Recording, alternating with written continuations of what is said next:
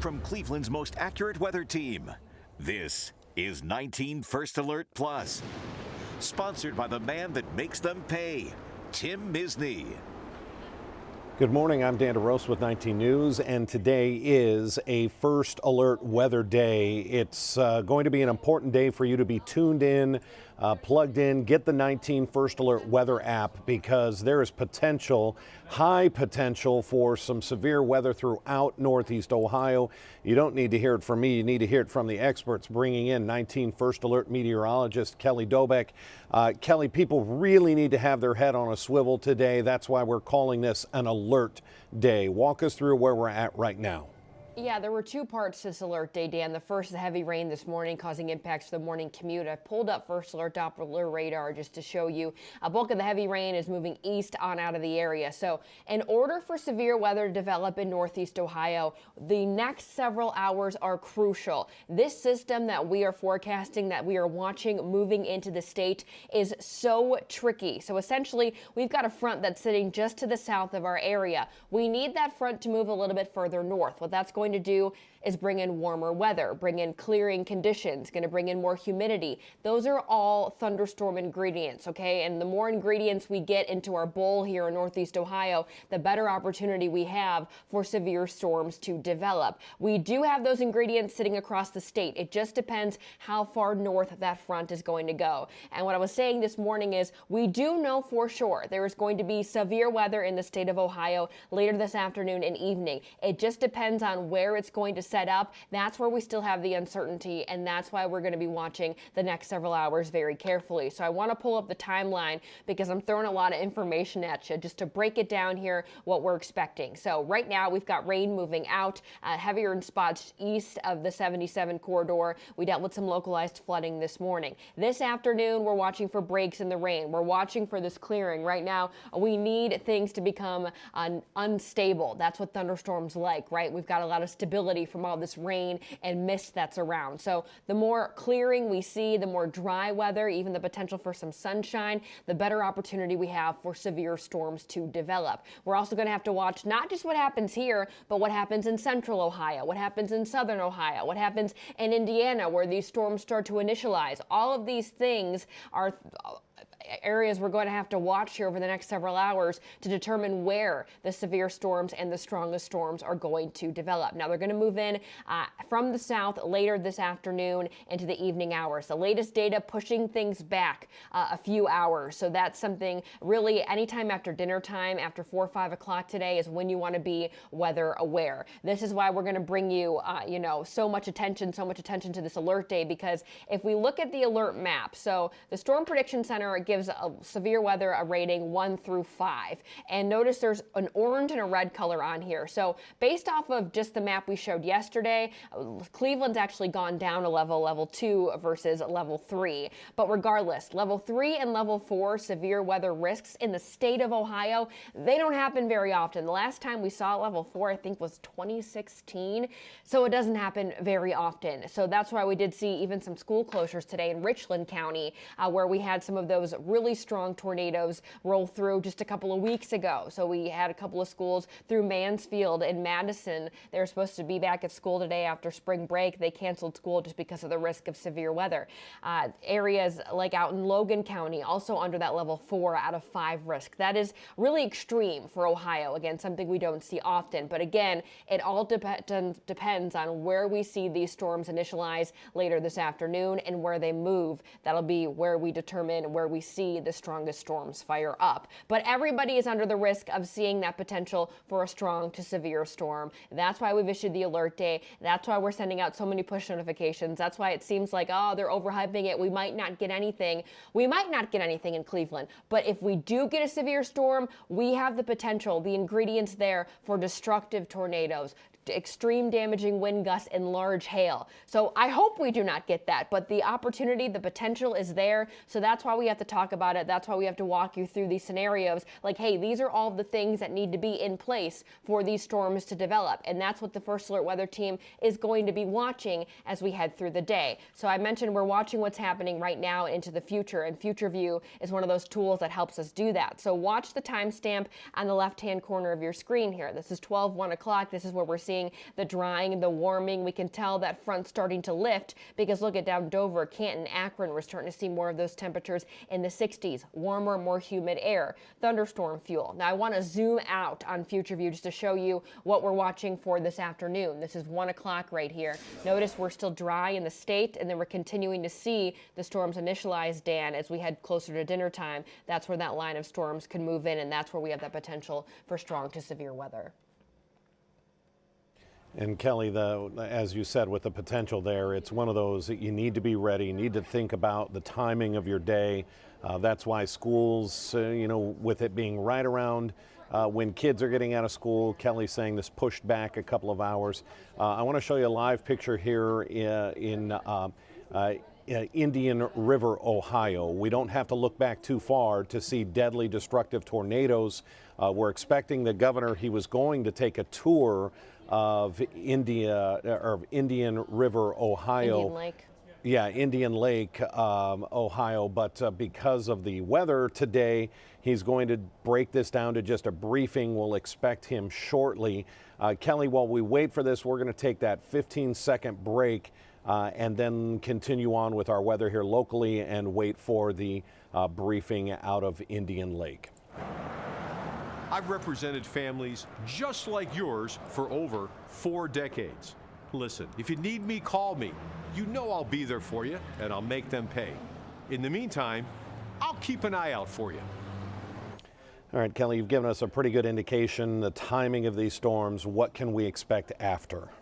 Yeah, I'm going to go ahead and back up future view here. So we're going to go back to this afternoon. This is 1 o'clock. Again, the timestamps in the top left corner of your screen. Notice here as we head through the afternoon hours, we're still dry. We're watching, if I zoomed out even more, what develops here in portions of Indiana. You can see even through just where the map cuts off out west towards Indianapolis, we're starting to see that line of storms develop, make its way closer to the Dayton area, closer to dinner time here. And again, give or take a few hours with this map because we've been watching, again, every model run. And we use this data to our advantage, but we also have to use what's happening right now. So really for the Cleveland area, what you need to know if you live in Northeast Ohio, it's going to be after 5 p.m. is when storms are going to start to develop here. And with this latest model run, it's also putting that potential for strong storms to roll through areas of the lakeshore. So that's why Cleveland still isn't at a level 2 out of 5 risk. Despite the risk being a little bit higher farther south, it doesn't mean Cleveland's not in the risk area at all. So that's what we're talking about when we say risk area. Everywhere in the state has the potential to see strong to severe storms. The energy, the ingredients for stronger storms is just a little bit higher the farther south you go. So south of US 30 into Columbus and Cincinnati, especially Columbus and Cincinnati, that's where we have the most thunderstorm fuel right now. And that's what we're going to be watching as we head through the afternoon and evening till about midnight as that front rolls through. I want to do a live look right now at Doppler radar and zoom out just to kind of show you what we're talking about here. So if I pause the radar data, we've got this big area of low pressure really swirling around here. And what that's doing, and I know I didn't draw it on the map, so it's kind of tough to visualize here, but this is what's causing all of these issues here. We've got this low pressure system to our northwest. We've got a front right here that's just sitting right over the middle of the state. And that's the front that's going to help initialize that potential for storms here as we head into the afternoon and evening hours. Now notice we've got some of this clearing out towards Illinois. That clearing is what we're going to be watching as it makes its way towards Indiana. That clearing could help fuel up those storms to initialize in Indiana, and those would then make their way into the Ohio area. So we're going to be, again, all over this over the next several hours. We're going to have to be watching very carefully to see what happens because, again, we do know severe weather will be in the state today. Where the strongest storms set up all depends on the next several hours. So, again, everybody is under a risk. What you're looking at right now is a level 1 to a level 5. Cleveland's in a level 2. Logan County, where the governor is right now, Dan, under a level 4. And again, the last time that happened in the state was 2016, and that area did receive, again, damaging tornadoes. A lot of Indian Lake was completely destroyed, and now they're under a very high risk for severe weather. And again, it all just depends on what happens over the next several days, next several hours. I was thinking ahead to the 7-day, but next several hours to see where these storms initialize and where they move in later today. I mean, that Indian Lake, that was just back on March 14th. So, yes, they were early tornadoes, but it was an EF3 tornado that killed 3 people. in Indian Lake. That's in Logan County. It's a west central portion of the state. That's why we're waiting on the governor today, surveying the damage. He was going to do a tour with news cameras, but the weather just obviously raining throughout much of the state. So we're just waiting on that briefing. Kelly, while we wait on that, why don't we run through the 7-day and get an idea and get us past maybe today and what we can look at for the rest of the week?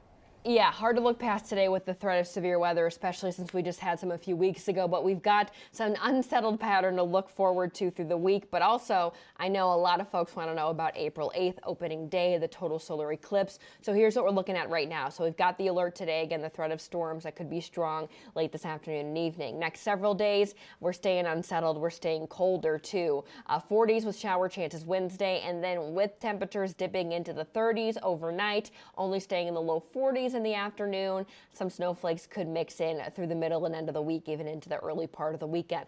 I know we've got a lot of folks visiting for the Women's Final Four game on Friday. They're going to be like, ooh, this isn't great. But if they stay through the weekend, through the total solar eclipse, they'll be like, not so bad living in Cleveland, right? So as we head into the second part of the weekend, Sunday into Monday, that's where things start to improve, and that's where we want the pattern to improve, right? So latest data for Monday, total solar eclipse. So right now, we are still trending dry during eclipse time, which is good. That's what we like to see. But we are watching for high clouds. That could be more clouds than sunshine around, but high clouds are those thin, wispy clouds, so you still get to see the sunshine. It's just a little bit hazy. So will it obscure the view of the eclipse?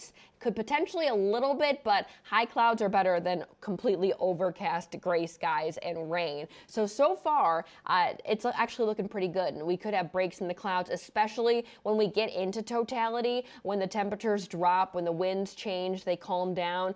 We do have the potential for some of those clouds to even clear out, especially if they're those higher thin clouds. So that could also work to our advantage too as we head into total solar eclipse time. But each day we get closer, we're tweaking that forecast more and more. I'm sure we're going to be doing it up to the hour, up to the minute for cloud cover especially, and we get closer to that 3:15 time on Monday afternoon. But right now, it's not looking too bad. It definitely could be worse. It could be like today or yesterday, just high clouds and the chance for late day rain. That's a blessing here for such a big event. And Kelly, we keep telling people about the 19 First Alert weather app. A huge tool for a number of reasons. You can look at the live radar. You'll be able to see, and it's a little tough. You know, when Kelly and I are doing this, we're trying to cover all of Northeast Ohio. You may be more concerned about Akron or Canton or New Philadelphia.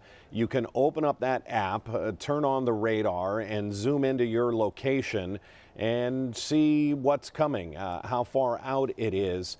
But what I love about it is you can turn on that location services, and it'll tell you when there's rain, when there's lightning within maybe 2 miles, within a mile. And that's also another great indication, okay, here it comes. Kelly, any other tools on there that you want to tell people about? Yeah, there's a lot of tools that are, especially for a day where there's that potential for severe weather, right? We always say on TV, have multiple ways to receive warnings. That 19 First Alert weather app is going to be, you know, a life-saving tool potentially if we do get severe weather. So just like you said, living in Akron versus Avon versus Cleveland, you know, you're not going to get all of those alerts for spots that you don't live. You're not going to be like, oh, well, I don't care if it's raining in Akron. Based on where you live, that's what the notifications you're going to get. So this afternoon and evening, if we do see a severe thunderstorm warning or a tornado watch or tornado warning for any areas, it'll based on where you live. If you're living in Akron and let's say we get a warning or a watch there, you'll get that notification right from the First Alert weather app. You'll also be able to get a link to watch us live if we do go wall to wall for a warning. It's a safety tool. Not only if you have to get to your safe space, you can bring your phone with you. You can watch us live as we walk you through it. We also have the capability to, if we have a icky looking storm show up, we can circle that storm, highlight it, and send notifications to anyone that's in the path of that storm only to be like, hey, heads up, you know, there's something funky coming, Kelly, a strong storm your way. Yeah, Kelly, great information. The governor has just walked to the podium in Indian Lake. This is in Logan County, where just a few weeks ago, 3 people died because of tornadoes. Kelly, thank you for the help today, and we're going to get right to the governor. Well, good morning, everybody. Let me first start with the weather today. Ohio really has a bullseye directly on us. If you look at the weather warnings, we are at a level 4. So this is a probability of high wind, flooding, possible tornadoes, possible hail. And this covers virtually the entire state. So we had one phase. Now we're going to head into the second phase around 2 o'clock this afternoon that should run till about midnight. So I would just caution all Ohioans to be extremely careful. Stay close to your devices, your TV, your radio. This is the best way to get the information. We know some areas here do not have the normal activation warnings, but again, TV is a great place. Follow that.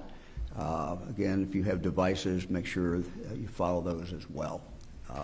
This is not a it's a very, very serious situation. And anybody who's driven around, I drove in from Cedarville today. You can see all the fields that are already flooded. So we're in a very, very dangerous situation. People just need to be very, very careful and very, very cautious. Let me kind of bring everyone up to date about where we are. We just had a good meeting with a number of the leaders of the Indian Lake region, county commissioners, mayors, chamber, others, really to kind of get a understanding of exactly where we are here. Indian Lake is a very, very special place. This is a place that is loved by people not only who live here, but people who come here during the summer. And so it is, I think, imperative that we do everything we can at the state level to be of assistance. Let me talk for a moment about the federal level. As you know, last Friday we asked for a FEMA presidential declaration. We are told by FEMA that a decision could take a long time before we even get a decision. We hope that is not true, but they're telling us this could take a long time. Second, there is no guarantee that we will get this presidential declaration. We certainly hope that we will. We're certainly urging the White House to get that declaration, but we have no guarantee at this point that we will get that declaration. Therefore, it is very important, I think, for the state to take action. Last week, I tasked my cabinet with looking at coming up with a plan to be of assistance to really 3 groups. We have individuals who have lost their homes. We have individuals who are in a very bad situation. We have many people who've been displaced, people who don't have a place to live. We also have businesses that are not able to function. And anyone who's ever run a small business, I think, has a pretty good idea that every day that goes by that you're not be able to function is a very bad day. And the third group, we have some of our villages that frankly do not have the money, and they are getting hit. They've had a lot of extra expenses that have come about. So I have been working with the leadership of the legislature. They are very, very interested and want to be of help. So this is going to be a combined effort between the governor's office and the Senate and the House of Representatives. We're all working together now to come up with a plan that we hope to be able to announce in the near future. So let me ask our 2 legislators who are here. We start with John. Thanks, Governor. Good morning, Tim. Come on up, Tim. Good morning, everybody. John Cross, representing the 83rd District, which includes Indian Lake, and I'm pleased to have Tim Barhorst here, who also covers Logan County. We had a great meeting yesterday with President Huffman in the Senate, talking about ways we can help with the Indian Lake Chamber, Logan County Chamber, the county commissioners. Ways that first we can address the housing needs for folks that need stable places to live. So we are at the ready. But first, I just want to thank the governor. Governor, thank you for just being here right away. Matter of fact, I think you were here the very next day. You were touring the areas. I want to thank your team. I know we have some directors here from ODNR, Public Safety, and Emergency Management Association. They have been phenomenal. We are just really pleased with everything that's happening here, and the Indian Lake community. My goodness, if you look today versus day one, it's amazing how this community has rallied together, both for individuals and for businesses. And so we're going to take this very seriously and quickly try to address this with some financial dollars to help. But also, I think we're also looking long-term, as the governor talked about, ways to help businesses get back on their feet. You look at Lakeview, that whole business district got destroyed. Council chambers got destroyed. So we're working with the mayor. The mayor's here today. Make sure you have a place to operate, the government can function. And we're lucky. The state's in good financial position. We're in a good, healthy financial position where I think we can get these dollars executed quickly and be of help. Thanks, John. Thank you, Governor, for coming here. Representing the southern part of the county, it's kind of a county-wide center of your recreation and your tourism is up here in John's district. And I'm just here to support the governor and Representative Cross in the 83rd, represent the 85th. And I really want to commend your local sheriff department, your local officials, and sheriffs around the state. They were coming from as far as Summit County, Noble County, deputies coming back and forth and doing their thing. And I think the whole state of Ohio has got your back.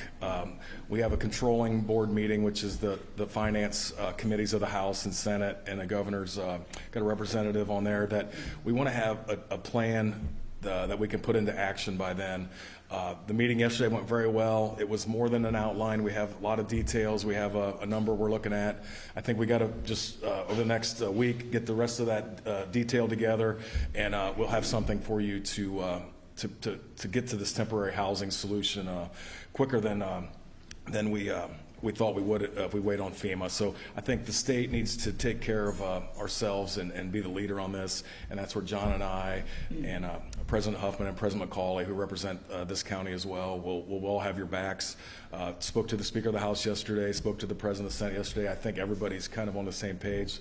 Just met with the governor this morning, so I think once we meld all those together, I think we'll have a plan for you all, and we'll be back here with some good news, I hope. Thank you.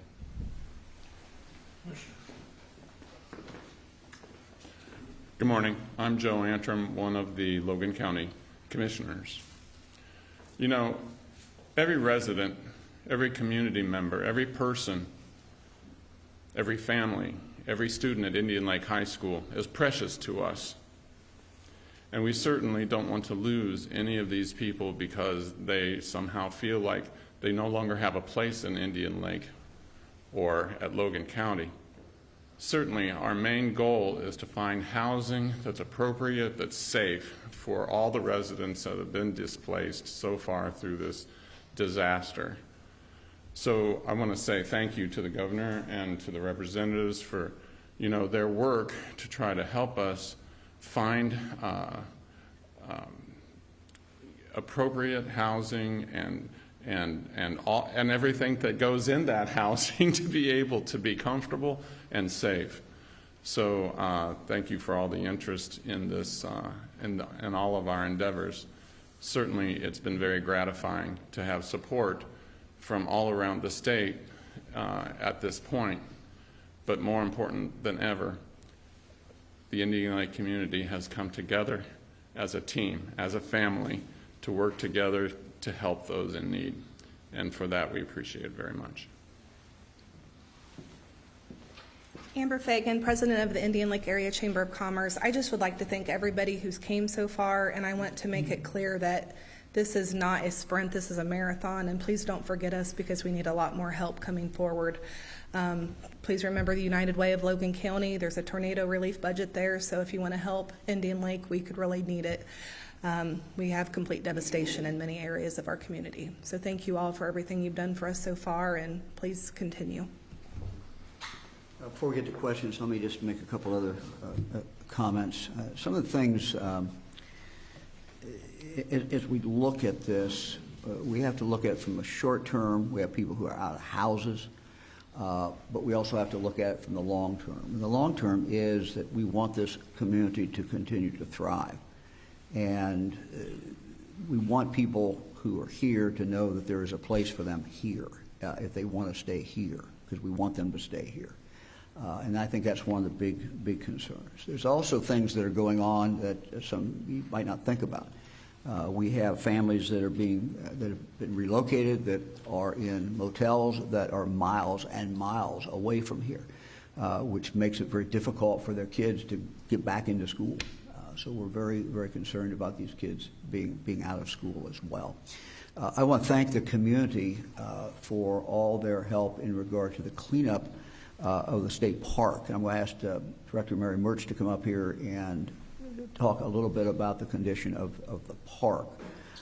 We are open for business, and I think we want to send that message. And Director, you want to come up and talk a little bit about that? Thank you. Sure. Thank you, Governor. So while the community continues to rebuild, we're really proud that Indian Lake State Park is open for business. So we had employees surge in from around the state, and there's a few of them here. I want to say thank you. You guys did an incredible job of cleanup in the lake and cleanup around the lake. And in addition to a lot of great ODNR staff, in addition, community members. We had several hundred community members come out, help clean up the shoreline, help clean up the lake to make it safe. So we are open for business. And this weekend, you know, this state park is in the path of totality for the solar eclipse. We anticipate a full campground. We anticipate a full weekend of activities. We anticipate a great Monday. I'm sure there's going to be sunshine. I'm told that's beyond my control, but I'm hoping for that. And that's going to be a great experience. We know that this lake and this park is an economic engine for the area, and we are committed to this community, and we want to make it work, and we want to make it right. So thank you to the community. Thank you to the staff. We're excited, and we're ready to go. So if there's one bright spot in this story now, we are open, and we invite people, and we want you to have a great time here. So thank you, Governor. Great. Happy to answer any questions. Anybody? Governor, we understand you were going to have a tour this morning, and we heard that perhaps that was canceled. Yeah, we did not do the tour. I went directly to the meeting. I think we had really the key people there, which is important for me just to listen and to understand, you know, what all the concerns are. And I think they did a very good job of outlining the different concerns that exist. Was the cancellation due to the weather? Yeah, it was just the weather. Yeah, it was just the weather. We just decided not to do it. I mean, I saw a lot coming in. You know, I drove in from Cedarville this morning. Saw a lot just coming in from the car. You know, to me, the most important thing was to hear from the leaders of the community what challenges they're having as we try to put together, a plan. You know, we have a number of people who the home is gone. Many of them had no insurance, so they're totally out. And you know, what we want to do is figure out a way so that we can make sure that they can, you know, get housing quickly, but also we have to worry about the long run. You know, we want them. We have some families who have been here several generations, and you know, we want them to be able to stay in the community. This is a vibrant community. It's a unique community. It's a very, very special place, and we want them to be able to stay here. Governor, can you expand upon the action at the State House that you would like lawmakers to take? Is it a bill or? Well, I think we have to come up with a plan. I mean, there was a meeting yesterday that had to do with potentially some RVs and some temporary housing. There is a specific fund that, with the permission of the legislature and the governor, we can activate a fund. And you know, one of the possibilities there is actually just grants to people to, you know, cash is helpful, and to be able to, you know, allow them to start planning on how they can come back. I mean, there's practical problems that were brought out in our meeting today. You know, the house is gone, or the mobile home is gone, and now you got different rules if you have to put it back in. might have zoning rules, you might have floodplain rules, you might have other rules. So these are, each case is different, and each case presents a real challenge. So. We're getting some questions just on our social media for you today, because I knew you were going to be speaking. A woman named Trisha asks, she's from this Logan County area, and she's wondering if, what your message is to people who are living here who are very, very scared about that weather this evening. Yeah, look, we're very, very concerned about weather today. We want to be careful not to overhype things, but when you see a red bullseye on the state of Ohio, you watch the national news last night, everybody gets it. There's this big red blotch that's the entire state of Ohio. So this is a dangerous period of time, particularly beginning about 2 o'clock this afternoon until midnight. And there's just a lot of bad things that could happen. We hope that they don't happen, but I think people really have to be prepared. And I guess my message would be,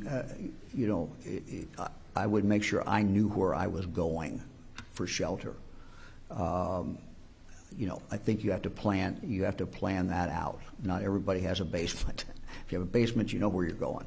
But not everybody obviously has a basement. I think figuring out where you're going to go for this period of time is important. This is not a usual day. This is a very unusual day. This is a dangerous day for Ohioans, whether they live at Indian Lake or wherever they live. It's just a lot of different things are going on. We're at a level 4. We're hardly ever at a level 4, and most of the state is at a level 4. And Governor, the background politics of the state house, do you think that some of the actual assistance might be altered by that? No, absolutely not. I have no fear that there's anything that at the State House that is going to slow this down. We just have to all agree on a plan, make sure it's a plan that will work for people.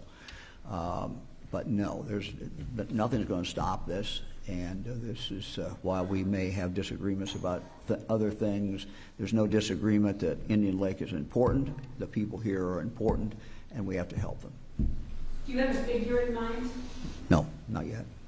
Do you have a specific date on the timeline when you hope that this can be? Controlling Board meets in 2 weeks, I think. We would hope certainly we will have a plan before then. And we're doing this day by day, so we're going to keep you informed exactly where we are. Again, you have really 2 different things. You've got the housing issue, how you deal with that. Then you've got the long run. How do we help people so that they can get back up and have a long-term plan? What are they going to do? Are they going to be able to stay here? I mean, you can imagine if you lost your home and you don't have anything and you didn't have any insurance. What are you thinking about? You're thinking about trying to figure it out. And so we want to be here to try to help them try to figure it out with some assistance. Governor, you talked about the eclipse a little bit. We know that there's some families who are obviously, a lot of people are coming here and staying at hotels, staying in Airbnbs, but there's also a lot of displaced families who are currently in those hotels and Airbnbs, and we're being told that they're being asked to leave so they can honor, those hotels can honor those people who are coming for the eclipse. Do you know anything about that, or do you have is there a solution there that you know of right now? Yeah, I don't know a solution. I know that that's a problem because people had booked that for that period of time. I mean, the good news is they didn't book it for very long usually. They booked it for a couple of days. But that is a problem, certainly for those individuals for that time. Yeah. Do you know how many folks were displaced here? I don't have those numbers, but we did it. The survey's been done. I mean, the data and the information is in fact available. I don't know if anybody's got that over there. I got it from yesterday's meeting. Yeah. Go ahead. Go ahead. It initially was estimated at 500, and between those families that have found the temporary housing and some other results of what they looked for, we're down to about 250, we think, that are critical, and that's kind of where the plan is starting to get them 250. And a lot of those are families that have children that are in the school system around here. So I think that's the roundabout number, and they're continuing to work their data to get it to an exact number. I'm sorry, is that individuals or 250 families? It's 250 families, 250 homes, shelters that are needed. We're past the food and water phase, and we want to get to the shelter phase, is what I'd call it, hierarchy of needs. Okay, anybody else? Okay, again, finally, just to my fellow Ohioans, this is a day to be very, very careful. It's a day to stay in touch with, stay close to your communication, whether it's TV or radio, or whether it's your devices, and pay attention and plan ahead. You need to have a place where you're going to go if you get the report that you have to shelter. Need a place to go. So figure that out now before we get into this situation later today. Dan DeRose with 19 News. Some very good advice there from the governor on what's expected to be a severe weather outbreak day here in the state of Ohio. I want to quote the governor. "It is not a usual day. It is a dangerous day," is what he said, and what they expect because of that bullseye level. The National Weather Service has done a tremendous job over the past few years of predicting and putting sort of a scale of 1 to 5 on a potential for severe weather. Much of Ohio is at a 4 today. That rarely happens. I believe I saw a tweet from our Jason Nicholas, chief meteorologist, who said hasn't been since 2016 that Ohio has had a level 4 out of 5 for a potential for severe weather. They know it's coming. Even there in Indian Lake, where they lost 3 community members to an EF3 tornado back on March 14th, they are in the path of this potential. So it's going to be a rough day. That's why tune in to Cleveland 19. Make sure you tune in. 11 o'clock, we have news at noon. Our 3.5 hours of weather and news starts at 3 o'clock on Channel 19. Very important day to just stay in touch. Watch the timing of this. A lot of stuff can change, but we're going to be there to help you stay safe, make sure your family is safe as we get through this day of potential severe weather.